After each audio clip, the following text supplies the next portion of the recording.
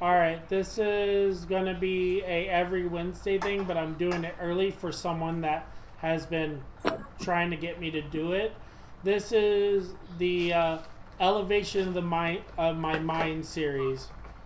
This is starting off with the first book, first chapter, The True Paradox. Chapter 1. My creation are beyond the existence. I am Caleb Caldwell. I found that my dreams been more dramatic, almost like I've been where and done what. I can feel the familiarity from I can what I can. The familiar steps, my words, my actions, my decisions kept me alone with what I've been through, so I find peace at myself. I'm Caleb Caldwell, but I am also my creations in name only. But I am in power. I am Decker Miles. I am Kolob Chadwell. I am Kaladar. I am philosopher. I am the golden sin. The burden I bear are mine and mine alone. So tell me your sins, and I will wear them with pride, for I am the golden sin. I will not tell you my sins, for I am your bearer, and my sins are not meant for you. So in that I am just in death. Now, I will start from the beginning. I wake up from my cat jumping on me. She meows and sits on my chest. I just lay there. It's almost 3 a.m. So my day doesn't start. I reach out to pet my cat, and she purrs like usual, then bites my hand, and then jumps off so I can go back to sleep. I wake up again at 6:30 a.m. before my alarm, so I go back to bed. I hear a loud ringing, and I wake up, but it's not my alarm. I hear it getting louder. I get up and walk to the source I see in the back, my cat in the arms of a figure. I walk to the figure and I feel a distortion, almost a force pulling me to the figure. As I do, my cat jumps down and as of the figure's arm, as the figure looks at me and speaks, Caleb, you beckon me to your world. I am the one you call philosopher, but I'm not the one from your creations. He seems to have a forward posture. He reaches his hand out and continues. As my creator, I come to tell you the planes of existence has come from your creation. Creations have fused with the reality of this world. Stepping back as he reaches towards me, hearing his voice is almost as mine. Am I asleep? Am I asleep still? This dream is so real. Almost eerily real. As he pauses, I speak up. I'm confused. What do you mean the planes of existence fuses with the reality of this world? My cat purrs near my leg. I feel a weird essence of power resonate with me. I grab my head as it becomes too bearable for my body to handle. I seem to lose consciousness. The world seems to fade to black as I hit the ground. I wake up in my bed as my cat paws my beard, seeming to try to wake me up. I look at my clock. It's 8:25 a.m. My alarm's been playing. My alarm's been playing my 8:15 alarm. I get up from bed and put my hat and shoes on and wait outside for my ride to the Dayhab. Though something seems off, I see a dog on the other side of the street. It just looks at me like it's needing something from me. I speak out, Baskerville, come forth. Instinctively, the dog runs towards me, and I go to cover my face as it howls and looks at me. It disappears almost as if it wasn't real. I look around and seem to notice shadows and figures move around. I keep repeating, this must be a dream. This must be a dream. This must be a dream. The bus honks as I seem to awake, but the shadows hiss and run away from me. I walk to the bus and get in, but I don't see their faces. It's like they're shadows, but I try not to acknowledge it. I just pull up my fingers into the peace sign and say, "Hey, everybody, how we all been?"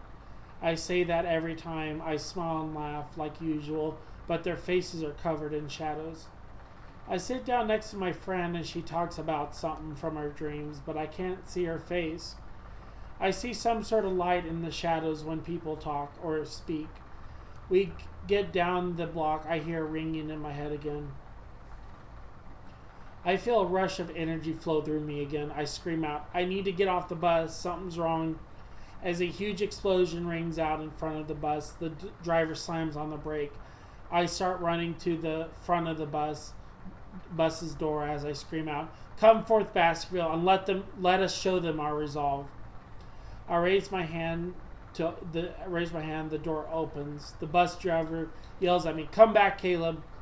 Again, I speak out, let's show them why we're the golden sin.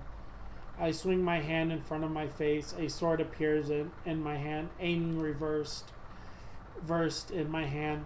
I swing it down as I spin it upright. I aim my hand to my face, and then the side. I speak again, come forth and let ruination be in your wake.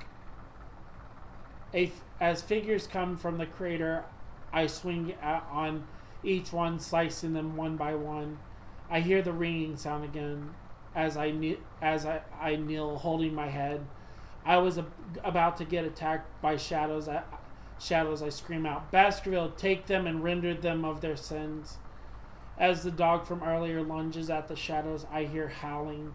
I get back up from the ground as I continue to attack the shadows.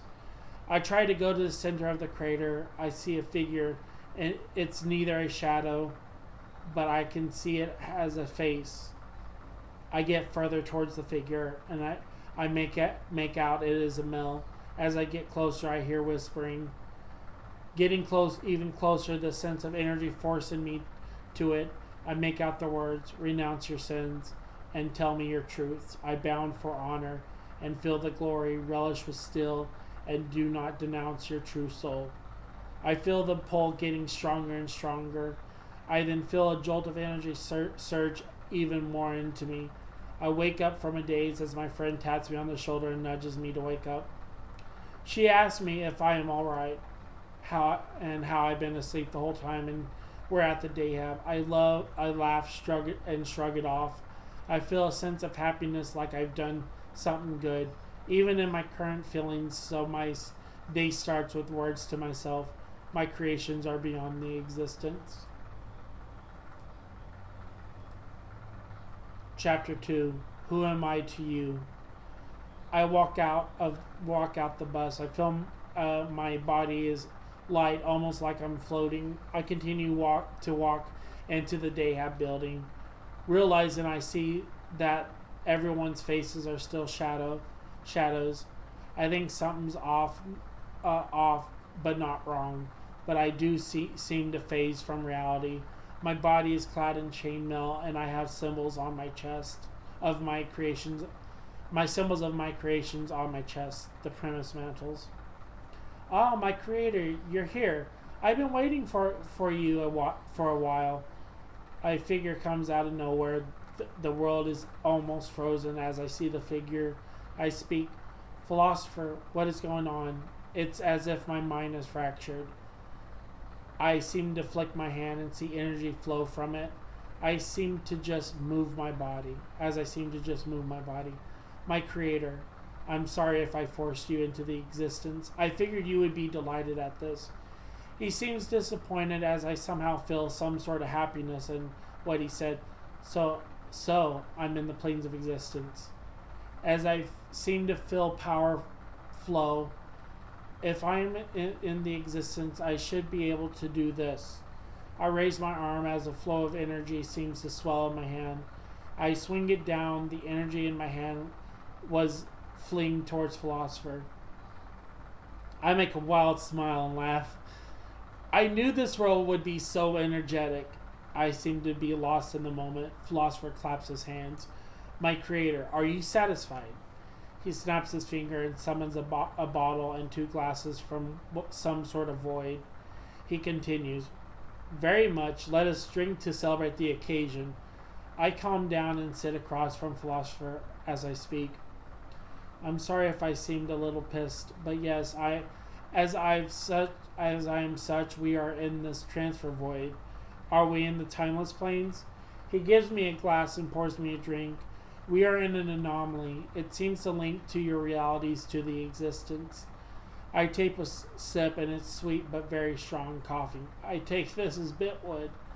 Philosopher smiles and nods. Yes, I hope you approve. I laugh and nod. Yes, this is a moment I'll never forget. But you said an anomaly. You know those are dangerous to mess with. And only Ace Bleed has the power to create them. I look around trying to get a view of the anomaly. The anomaly seems to be almost in my realities. Does that mean anomalies from the planes of existence are fluctuated into my reality? I seem to worry as Philosopher speaks up. This is an artificial anomaly. You forgot I am your initial and you are my conduit, so in turn we are both the strongest beings in the existence. Well, second to you as being the creator, you will always be the top one. I laugh. You sound like you're disappointed that you're not as strong, I guess. Philosopher nods in embarrassment as I take another sip of my drink. I speak again. Don't feel embarrassed. As your creator, I say you're doing your best. Now let's drink for the celebration. Philosopher laughs. My true creator, you have wisdom that eludes me. He takes a drink from his glass as well. We sit and celebrate for what seems hours before I notice my vision cuts in and out. As I seem to cut from reality to the anomaly before I could speak again, Philosopher speaks. Oh, it seems our time is up. I'll come back at night. I will tell you then. I seem to feel a nudge of one of the people that is at the Dayhab. Are you alright? You fell asleep again. I notice my area. I'm a little disappointed that I'm back to my reality. Yeah, I am good. Just stayed up last night. The day seems to go as like usual classes, and I skipped the last one and just do papers as we get ready to head home. I notice I see something in the figure of my friends. They have a light in all of them. They have different colors, almost as if I see their soul. I have so many questions to ask Philosopher. My mind races. I try to comprehend what is going on. I notice some of them are worried, but I just shrug it off as if I'm tired. But I focus my hand and I see the energy. I play with it and I feel it growing weird. I feel it so it's not my. I feel it so it's not my imagination. I whisper as I fling the energy ball on the ground. The bus seems to shift a little. The bus driver speaks up. What's going on? I find it a coincidence as I do it again. I make a bigger energy and fling it down, and I whisper, stop. The bus seems to jerk hard, and the driver speaks up. The bus seems to be acting up. I laugh and whisper, so I can use my power here. So that means the planes of existence is fusing with the reality. My friend I'm sitting next to at me and says, what do you say? I just laugh and flick my fingers into the peace symbol. Nothing, just thinking about something. As I say that, the bus driver seemed to be done talking to someone on the phone. She shuts the bus off and back on. As she does, the bus starts moving again. A few hours, we finally get to my house. As I wave and tell people to see you all later, I walk to my door and unlock it. And head in. I hear a voice coming from the back room. Respawn of this reality is way different from my respawn. I get closer. I see Philosopher playing with my cat. Very interesting, but why did he make Baskerville my partner instead of being Respawn? And who am I to you? He says as he sits there playing with my cat. Chapter 3. What of it? I stand there looking at Philosopher playing with Kitty. It was kind of fun seeing Kitty play with somebody else who isn't me. I laugh a little before Philosopher looks up and my cat walks to me as he speaks. My creator, sorry for intruding. I smile and chuckle. No, it's fine. I like how Kitty isn't scared of you. Philosopher gets up from the floor. He begins to speak again. You feel the energy out of the anomaly, don't you? I nod as he continues. This is interesting, he says under his breath before he speaks up. Since you can feel the transfer void from here, that means the shadows are also here. As he seems to be lost in thought, I begin to speak. Well, I figured it was the transfer void, but I seem to only be able to control a little of it. As I begin to flick my fingers and wave my hand before the energy seems to swell in my hand again, I throw it at the wall. As it hits the wall, a thud sound comes from the room over. See, all it seems to be a standard push against the wall. Philosopher smiles. You seem to feel the transfer void, but can't tap into the full essence of it. Oh God, where'd it go? Sorry, I overclicked. He claps his hands almost cheerfully. Okay, I'll teach you to control it. I smile. Alright, let's do this. Philosopher snaps his finger. A book comes from the air. As he writes in it, he speaks out. Let us join each other in the anomaly. The world around me seems to turn black, and time seems to freeze. Philosopher summons his sword and aims it towards me. Okay, I will do a bit of sparring. I'll do a bit of sparring as he slashes his sword at me. I fall to the ground and try to scramble to dodge his blows. Every time he gets closer and closer, Philosopher slashes as I spin to get up. And it slashes me. I realize I'm wearing chainmail and armor. I raise my hand and my sword materializes, and I swing my hand downward, parrying his attacks. Do not take me lightly if you wish for a battle of the ages, and try harder. I yell out before grabbing Philosopher's sword and lunging my sword into his chest before pulling it out and swinging it in front of me. I use my other hand and send a blast of energy that seems to set fire to its surrounding area. As I turn, Philosopher comes from the smoke and tries to lunge his sword into me. As he speaks, my creator, I have not ever felt a thrill like this. He spins his body as I parry his blows. He punches me with a right hook as I send my hand towards his face and send another blast of energy into his head. As he butts me, I stab my sword one more time into his chest before twisting my sword. He speaks up. I seem I cannot best you, but I'm proud to be your creation. He stabs the sword into my chest and moves closer down my blade. Before smiling, he pushes himself off my blade. We seem to fight and train for what seems like hours. I feel a sense of energy, almost closer to attune with the transfer void. After a while, I realize the anomaly seems to pull in energy from the realities and sends me chills as it hits me. Do you wish to stop my creator?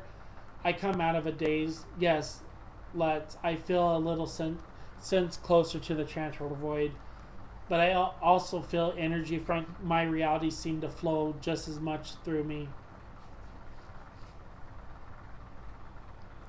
Philosopher smiles. I'm happy for you though. With the realities becoming closer to the transfer void, that will indicate a problem with your reality. I look at him confused. What do you mean? What does that mean? I pause for a little bit. Does that mean the transfer void has taken over my reality? Philosopher nods. Not just the transfer void, but anomalies are also connecting to the realities also. As I hear a ringing in my head, I wave my hand and the anomaly closer. We are back in my reality as I seem to hear the ringing louder as I scream, I can't let this happen. I say that a loud pain in my head begins. I can't let this happen. This is my world and I will not allow this reality to break. I feel a surge of energy flow even more powerful. I rise from the ground and swing my hand to my side as my sword once again materializes in my hand. Come forth, Baskerville. As I say that, I look around and see my realities colliding with the transfer void. Understanding what I have done, I look around. Philosopher, we have work to do. Philosopher nods and speaks up. My creator, what do you wish to do? I smile as I feel the world around me is just as I always wanted. We will close as many anomalies. My cat seems to grow and stand next to Philosopher. As of such, we should do this as soon as possible. I begin to laugh almost manically. Let us show them our resolve. As we begin to walk, I raise my other hand and swing it to my side. Again, I feel freeze my reality. We will not let this reality collide. If we do, the realities will be destroyed. We walk out the door. We see a figure standing there on guard. The figure screams out, "Oh, a delicious snack! I'll drain you just fine.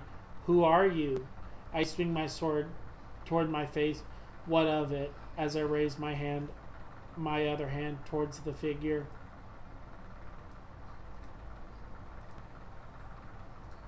Had a little drink a little bit. Chapter 4, Renounce Your Sins.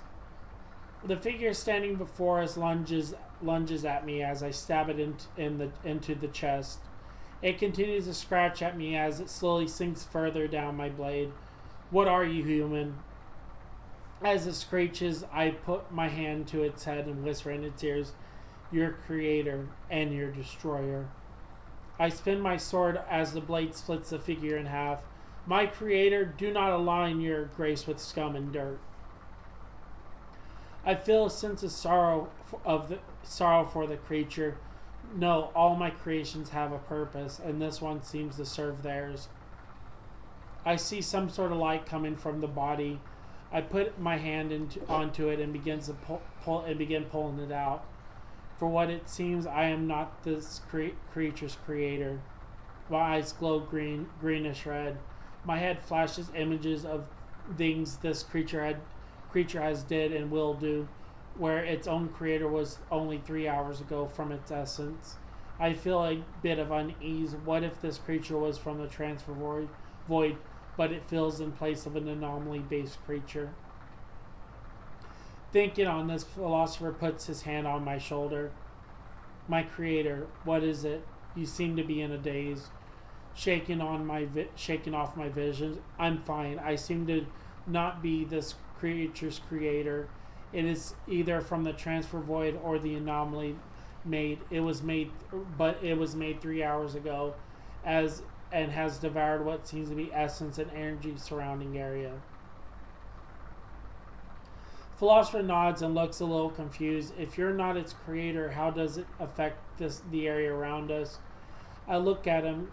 This is almost as my friend's world, so I'm taking due to the creations. The rules apply here as also if the planes of existence. So if it is the planes of existence, so the UOD and the stories I have and did with others will apply. Seeming excited, we'll need to go back to the reality. I need to talk with my friend who created the creatures. Pausing for a moment, I get up and look at the surrounding. We are in the transfer void, right? Realizing the world is twisted and warped. No, we are in the anomaly due to the transfer void. We are collided. I look at the door of my house, but the door looks decayed and worn. Okay, the transfer void and anomalies cannot be together. The energy of both will destroy world and crush universes. As I fill my door, it begins to rumble. We are fused with the anomaly. This is not good. Philosopher nods. My creator, if we do not close these anomalies, your realities will be destroyed along with your mind. And a somber tone. I do not want to remove you from your reality unless absolutely necessary. I look at him. What do you mean by that? I grab him. What does that mean? I begin to shake him. I feel an inner power well up inside of me. Blasted creator, do not belittle me. Wait, what? Blasted creator, do not belittle me. My power is absolute, and do not treat me in your twisted words. Philosopher speaks. My creator, your altar Caladarn has been awakened. I begin to calm down as I feel the energy subside within me. My altars. I say shakingly, my altars are coming back. I feel the world rumble again. Your altars are your conduit to both the realities and the planes of existence. I close my eyes. I see. So as my conduits, it would make you my initial. I let go of philosopher and begin to feel a ringing sound in my head. Come forth, Baskerville. Come forth, Respawn. As I speak out, philosopher smiles. Looks like we're going to hunt. My body resonates with energy, twisting between red, black, and gray. I figured my time in the plains would be exciting, but never knew I would be in my own story, just so to speak. Looking to the sky, now let's hunt. We got so much to do. Philosopher claps his hands together. My creator, where are we off to? I begin to walk down an area towards the road. We're going to start by going to the place where my dreams lead me. I click my tongue as Baskerville comes to my side. My creator, wish of me then. I smile. You will go to the place where my creations was made. Philosopher nods and lowers his hand as Respawn runs up and shrinking as she lays on his shoulder. I begin to walk to the place in my dreams was standing a huge twisted castle. Whoa! I begin to walk to the place where my dreams are, standing in front of a huge twisted castle. The amount of details almost eerily from Hero Kingdom architecture, but it's warped. I find myself at the door. I hear screams coming from behind me. On guard, I ready my weapon and Baskerville growls as the being screaming comes into view. What is this? I mumble. What is this? I mumble out as a huge grotesque monster running towards us. Well, already out, and now my second real creature to fight. I don't know why I said second reality creature to fight. I should have said that. I say sarcastic as I begin to charge towards it along with Baskerville. Show me grandeur, and give me a finer hell. As I begin to jump towards its legs, stabbing it into the creature. As the creature cries out, I begin to climb its legs, stabbing it deep as I go. Baskerville lunges towards the other left as it jumps from pivot to pivot. That is stretched on his legs. Yeah, that would be it'd be an easier way. As I chuckle, climbing his leg more as I get to his waist before I feel a hand grab me on the leg. What is this? I gasp out as I see a cage filled with what seems to be humans twisted by the anomaly. I see and feel their pain. I can't shrug it off as I kick the hand off, grabbing my leg. Now we have a lot at stake. Lot at stake on closing these anomalies. I get to the stomach as I see Baskerville is on a ledge, hooked to the body. I jump to it and slash the stomach as I slide down, cutting it. Renounce your sins and shed your impurities. I scream out as the hand of the creature grabs me midway down. Well, looks like this will be a great show. I laugh as I raise my hand to its face. Chapter 5, Neither Here or There. As the creature chuckles, he raises me to his face. You are very much human, but you are not of this existence. It spits as it squeezes me. Human, but your energies of 3 others. It squeezes me hard. I gasp for air. You human, too tiny, so weak. The creature laughs as it begins to squeeze me. Filthy creature, do not belittle me and treat me as such. I feel the same energy before. For I am Caladarn. Your powers is nothing compared to mine. My body seems to lose control as I push the creature's grip and opens its palms. You wish to test my resolve, you shall receive my penance. I hear Baskerville howl as I hear the creature growling in pain. Seeing Baskerville pulling my sword out of its stomach with its teeth, it loosens the grip of the creature as I feel control of my body. But my voice is not mine. Dreaded creature, do not take lightly of me. I raise my hand to its chest as I feel an energy resonate from my hand as a large spike of blood like energy pierces its chest. As the master of vital magic, I will not go down without a fight. The spike pierces through its body. Baskerville, hand me my sword. As Baskerville runs up the creature's body as it falls, damn creatures, they treat me like some sort of toy. As I stab the creature's head, now let's see if we can free the beings from this cage. I walk as Baskerville comes to my side. I grab my sword with it from its mouth and I pet him. Good dog, thank you. I scratch his ear before walking to the cage. Looking at the beings in the cage, I see they are not warped, but they are not human either. I begin to open the door as I feel stabbing feeling in my head. Damn it! I'm filled with visions of the monster I just defeated. It shows it's been collecting the beings and putting them in their cage. Some of them are eaten by monsters, some of them are traded to other creatures. As the vision stops, I see a light coming from the monster. I feel an urge to grab the light. As I stop opening the cage and walk towards its body as I rip it out. This energy I must collect them. Baskerville howls. As it comes to my side, I feel a green and blue energy course through me. Weird.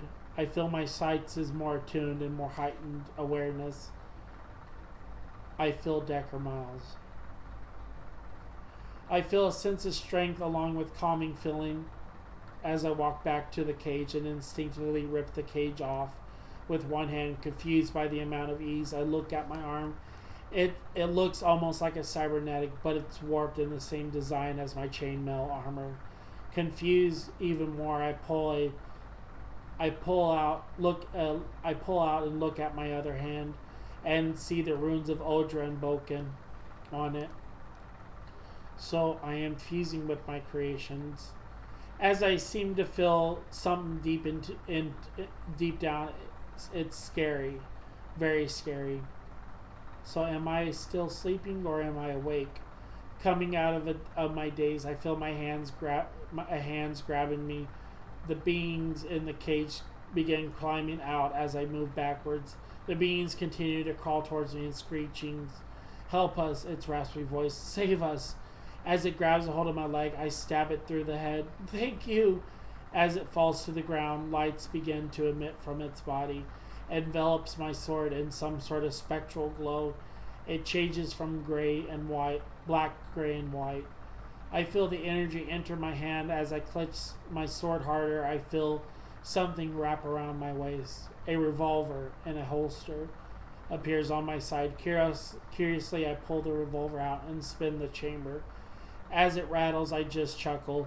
I always loved that sound. I pop open the chamber and see there is no bullets in it. As I bounce the chamber back into its gun, and cock it and shoot it.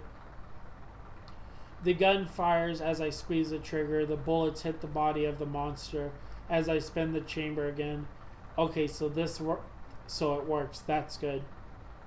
I walk back to the castle, to the gates. Then the gates open with chains rattling.